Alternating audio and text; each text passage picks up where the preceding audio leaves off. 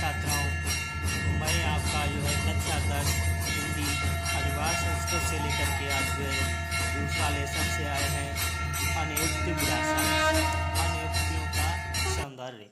ठीक है, तो आज अगर हमारा वीडियो अच्छा लगे तो लाइक शेयर और सब्सक्राइब करना ना भूलें और बेल आइकन को प्रेस करें और ज़्यादा से ज़्यादा लोगों में अर्थात अपने जो मित्र हों जानने वाले उनको भी वीडियो को शेयर करेंगे और चैनल को सब्सक्राइब करना ना भूलें।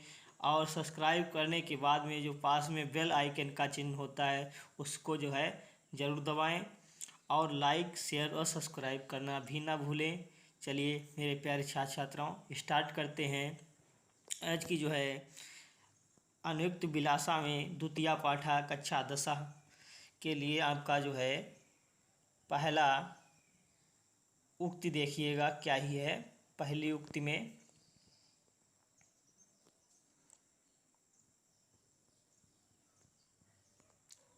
दिया है, नितराम नीचो अस्मित त्वम खेदम कूप कदापि मा कृथा अत्यंत सरस हृदयो यथा परेशान गुणग्रहितासि। नितराम नीचो अस्मित इति त्वम खेदम कूप कदापि मा कृथा अत्यंत सरस हृदयो यतः परेशान गुणग्रहितासि। तो इसमें अर्थ क्या होगा? नितराम का अर्थ होता है अत्यधिक। नितराम को क्या बोलते हैं? अत्यधिक। नीचो स्मित, अत्यधिक नितराम का अर्थ क्या होगा? अत्यधिक। नीचो स्मित, नीचा हूँ। ठीक है, नीचा हूँ। नीचो स्मित, नीचा हूँ, अत्यंत नीचा हूँ। त्वम खेदम कूप, त्वम खेदम कूप। त्वम माने तुम, खेदम माने खेद, कूप माने कुएं। हे कुएं, अत्यंत नीचा हूँ। हे कुएं, मैं अत्यंत नीचा हूँ। ये कौन कह रहा है? आगे देखते हैं। नितराम नीचो अस्मित त्वम खेदम कूप। हे कुएं, मैं अत्यंत नीचा या अर्थात गहरा हूँ। कदापि माँ कृथा, कदापि माँ कृथा। कदापि माने कभी भी, माँ माने इस प्रकार भी, दुखा, माँ का अर्थ क्या होगा? मत, कृथा माने करो। तुम कदापि भी दुख मत करो। ये कह रहा है कि हे कुएं, मैं अत्यंत नीचा या गहरा हूँ, तुम कभी भी खेद मत करो, अर्थात तुम दुख कभी ना करो। अत्यंत सरस हृदयो, अत्यंत सरस हृदय वाले, अर्थात तुम अत्यंत सरस हृदय वाले। यत माने जो, परेशान माने दूसरों के, गुण ग्रहितासि गुणों को ग्रहण करने वाले हो।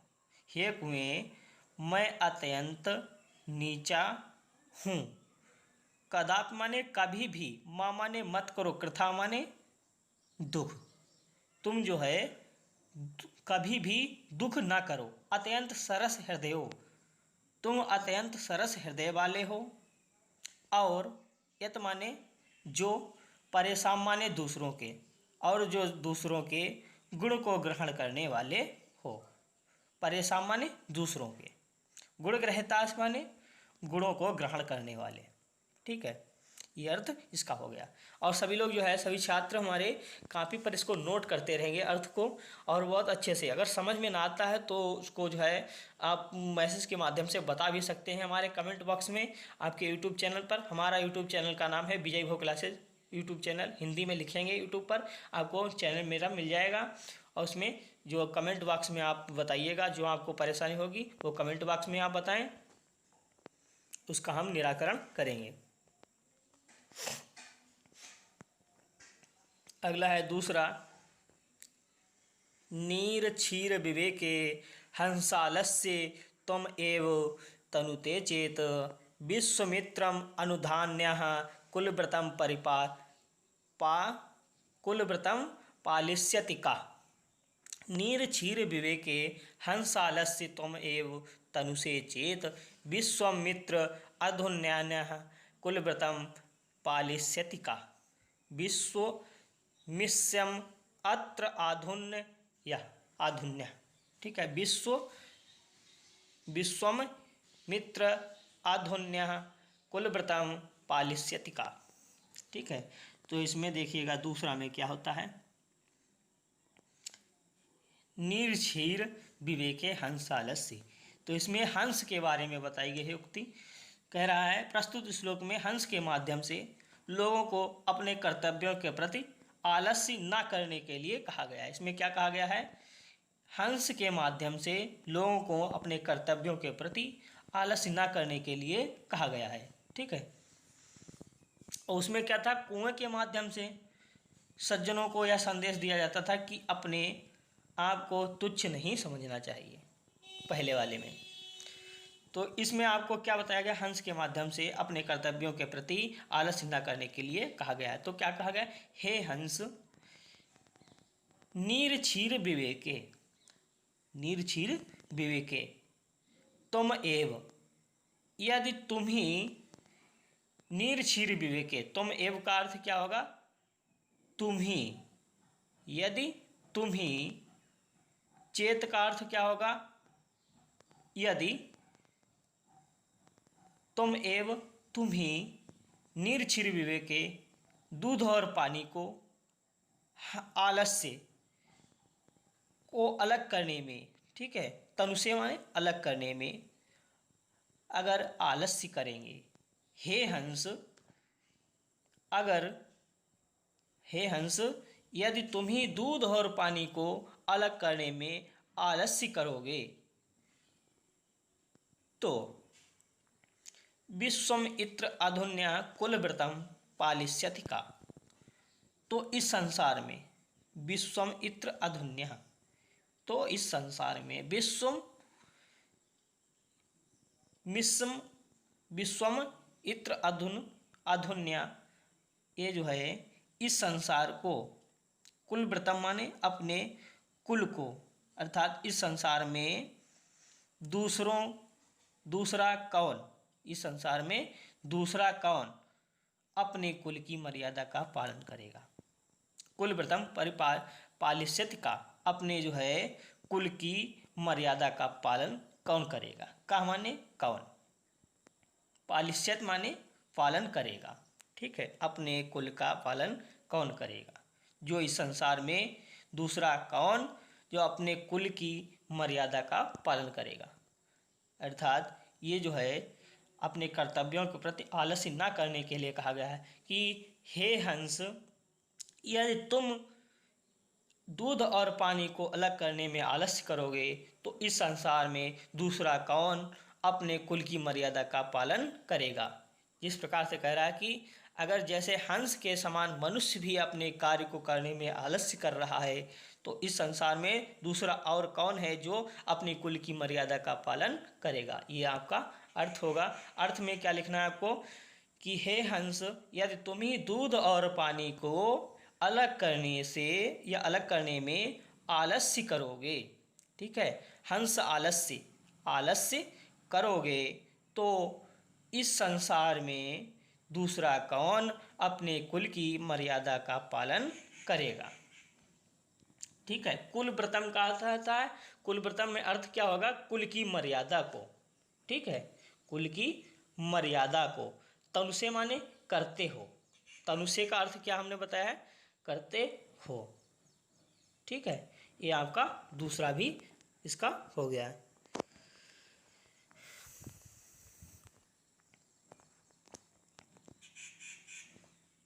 चलिए तीसरी व्याख्या देखिएगा। तीसरी व्याख्या में क्या है,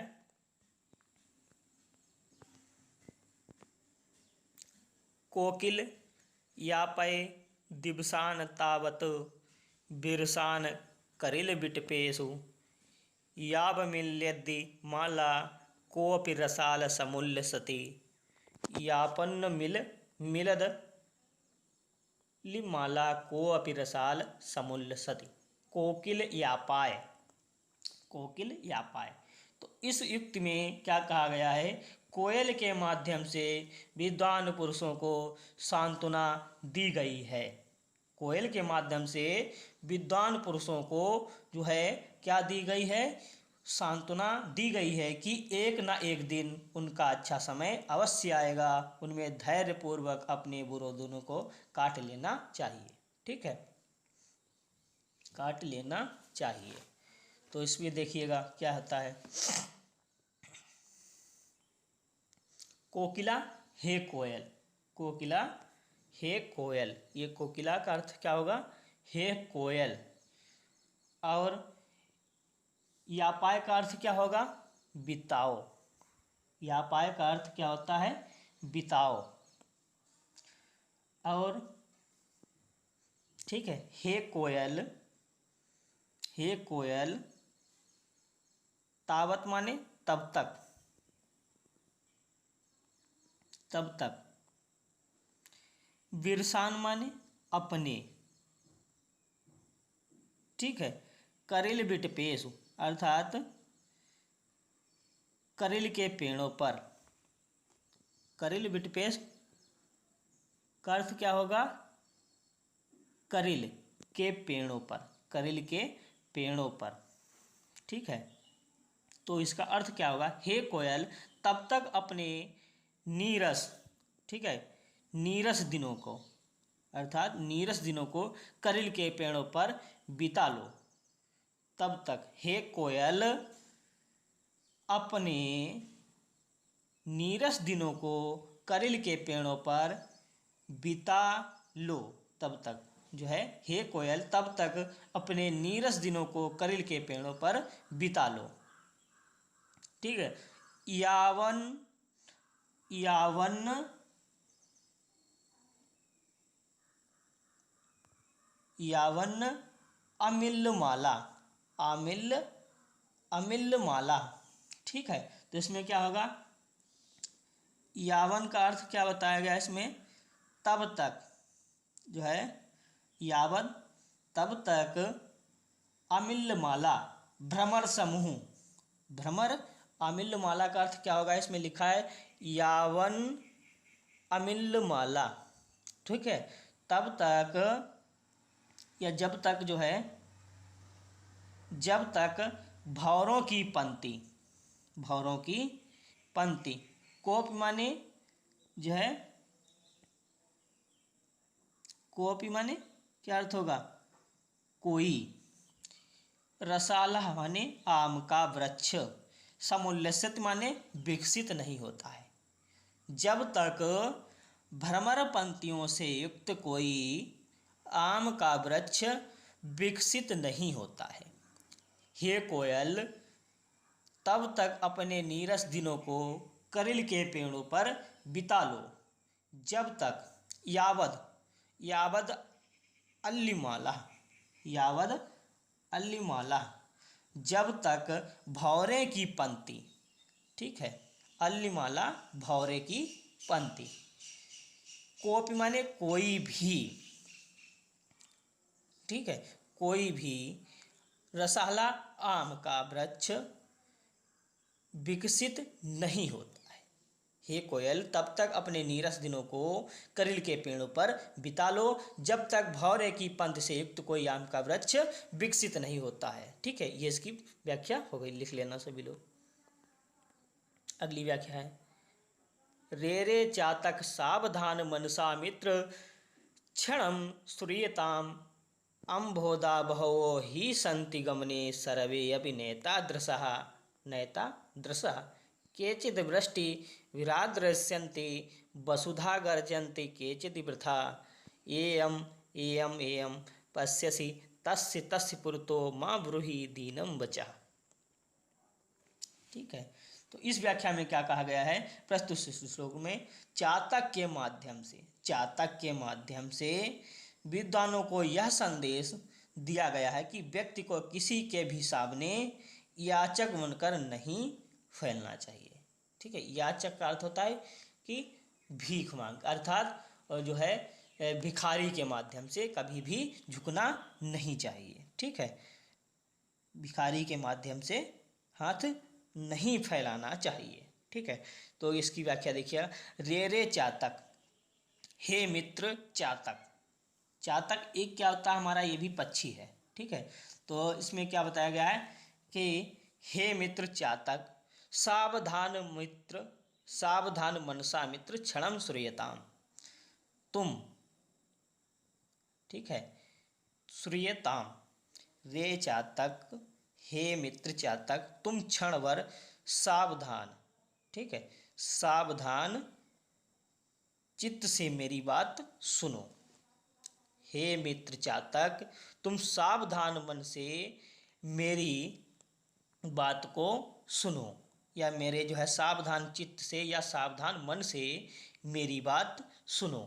हे चातक मित्र या हे मित्र चातक, तुम क्षण भर के लिए मेरी बात को सुनो। ठीक है, रे रे चातक, मित्र सावधान मनसा मित्र, रे चातक सावधान मन से मित्र मेरी बात को सुनो। अम्भोदा बहवो ही संति गगने सर्वे अपि नेतादृशः। इसका अर्थ क्या होगा, अम्भोदो बहवो ही संति गगने सर्वे अपि नेतादृशः। तो अम्भोदा का अर्थ क्या होता है, बादल। ये अम्भोदा का अर्थ क्या होगा, बादल। ठीक है, तो बादल।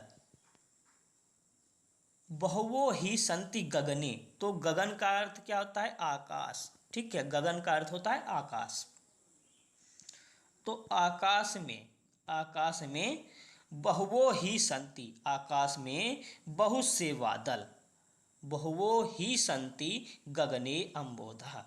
तो आकाश में गगने बहुवो ही संति अम्बोधा, तो आकाश में बहुत से बादल रहते हैं, आकाश में बहुत से बादल रहते हैं। सर्वे अपि नैता दशा, किंतु सभी ऐसे उदार नहीं है, किंतु सभी ऐसे नहीं है। नैता दशा सर्वे अपि, किंतु सभी ऐसे नहीं है। ठीक है, तो तीसरी लाइन का देखेंगे अर्थ क्या होता है, केचित वृष्टि विराद्रस्यन्ति वसुधाम गर्जन्ति केचित वृथा। ठीक है, तो उनमें से, केचित का अर्थ क्या था, उनमें से कुछ, उनमें से कुछ, वसुधाम माने पृथ्वी पर, ठीक है, या पृथ्वी को, वृष्टि विराद्रस्यन्ति, अपनी जो है पृथ्वी को वर्षा से भिगोते हैं। उनमें से कुछ पृथ्वी को वर्षा से भिगोते हैं। वृष्टि विराद्रस्यन्ति, वर्षा से भिगोते हैं। इसका अर्थ क्या होता है, वृष्टि विराद्रस्यन्ति, वर्षा से भिगोते हैं। वसुधा माने पृथ्वी को, उनमें से कुछ पृथ्वी को वर्षा से भिगोते हैं। ठीक है, और कुछ वृथा माने व्यर्थ, और केचित वृथा, ठीक है, गर्जन्ति, तो उनमें से कुछ व्यर्थ, गर्जन्ति माने गरजते हैं, और कुछ व्यर्थ में गरजते हैं।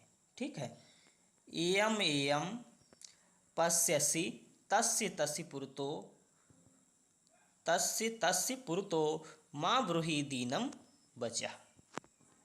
या ठीक है, तुम जिस जिस बादल को, ठीक है, तुम जिस जिस बादल को आकाश में, पश्यस माने देखते हो, अर्थात तुम जिस बादल को जो है देखते हो, तस्य माने उसके, पुरतो माने सामने, मां माने अपने, दीन वचः माने दीनतापूर्ण वचन मत कहो। तुम जिस जिस बादल को देखते हो उसके सामने अपने दीनतापूर्ण वचन मत कहो। ठीक है, इसमें तो ये होगा अर्थ। ठीक है, क्या बताया गया है कि हे चातक मित्र, हे मित्र चातक, तुम क्षण भर सावधान चित्त से मेरी बात सुनो। आकाश में बहुत से बादल रहते हैं, किंतु ऐसे सभी नहीं होते हैं। उनमें से कुछ पृथ्वी को वर्षा से भिगोते हैं और कुछ व्यर्थ में गरजते हैं। तुम जिस जिस बादल को देखते हो उसके सामने अपने दीनतापूर्ण वचन मत कहो। ठीक है, ये इसकी व्याख्या हो गई।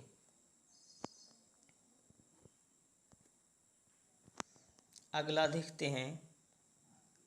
न एव ताड़नात् तापनात् बहिन मध्ये न वै विक्रियांत क्लिश्यमानो अहमसि सुवर्णस्य मे मुख दुखम तदेकम यतो मा जना गुंजया तोलयन्ति। ठीक है, तो ना वै ताड़नात् तापनात् वही मध्य, इस श्लोक में स्वर्ण के माध्यम से विद्वान और स्वाभिमानी पुरुष की व्यथा को अभिव्यक्ति दी गई है। इस श्लोक में जो है स्वर्ण के माध्यम से विद्वान और स्वाभिमानी पुरुष की व्यथा को अभिव्यक्ति दी गई है। ठीक है, तो ये श्लोक में देखिएगा क्या होता है। ना वै ताड़नात् तापनाद वही मध्य, मैं ना पीटने से। ठीक है, ना वै ताड़नात्, ना मैं पीटने से,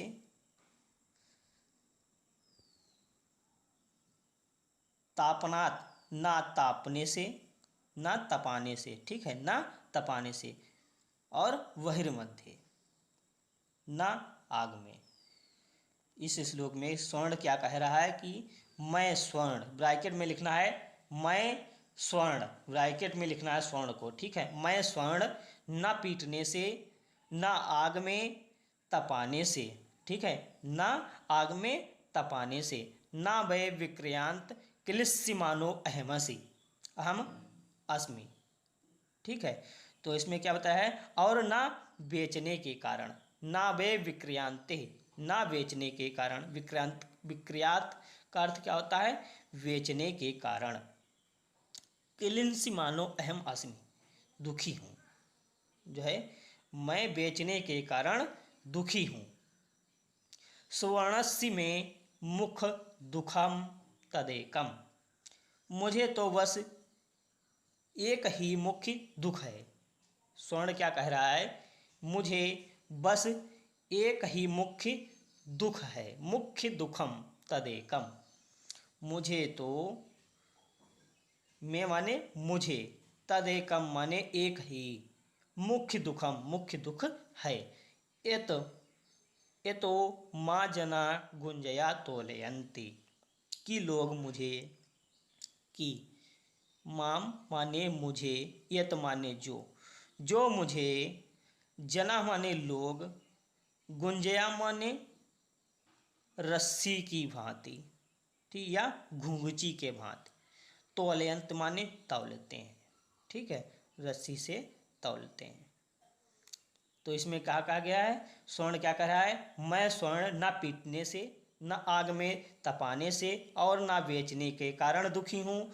मुझे तो बस एक ही दुख, मुख्य दुख है कि लोग मुझे रस्सी से तौलते हैं, कि मुझे लोग रस्सी से तौलते हैं। ठीक है, ये श्लोक का अर्थ ये भी हो गया। बस आज के इतने ही श्लोक। सभी को बहुत बहुत धन्यवाद हमारे चैनल पर आने के लिए। अगर वीडियो अच्छा लगे तो लाइक शेयर और सब्सक्राइब करना ना भूलें। सभी को बहुत बहुत धन्यवाद। नमः संस्कृताय।